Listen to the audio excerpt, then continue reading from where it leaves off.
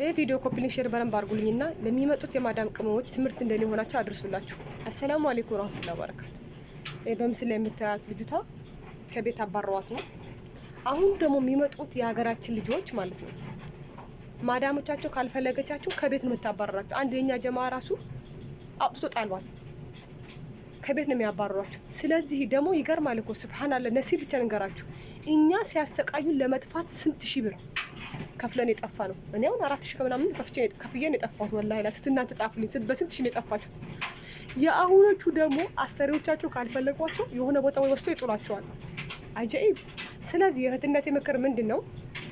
ከአገር ስትወጡ ስልክ ቁጥር የቢሮዎቻችሁን ወይም ሳዑዲ አረቢያ ላይ ጀማዓ ሰመድ ካላችሁ ወይም የቤተሰብ ቁጥር ሌላ ቢቀር በቃ የቤተሰብ ቁጥር በጭንቅላታችሁ ለመያዝ ሞክሩ።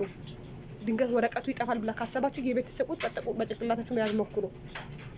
ቢያንስ ቤተሰብ ጋር ብትደውሉ አንድ ሰው መንገድ ላይ ወጥተሽ ደውልልኝ ብትይ ቋንቋ እንኳን አትፈተቂም። ኢትዮጵያ እናቴ ብትያ ማማ ብትይ ይረዱሽና ይደውሉልሻል። ከዛ ደግሞ እዛ ኢትዮጵያ ያሉት ቤተሰቦች ደግሞ እድሜ ለሚዲያ ድምጽ ይሆኑሻል። ስለዚህ የእህትነት የምትል ቁጥር ያዙ። አሁን እቺ በጣም የምታሳዝነው የት ነው ያለችው? እስቲ ኮመንት ጻፉ። የት ነው ያለችው? ተነሳች። የት ሀገር ነው? የት አካባቢ መሰለ? ሪያድ፣ ጅዳ፣ መካ የት ነው? ልጅቷ ሳኡዲ ነው። ወላሂ የኛ ነገር በጣም ያሳዝናል። አይ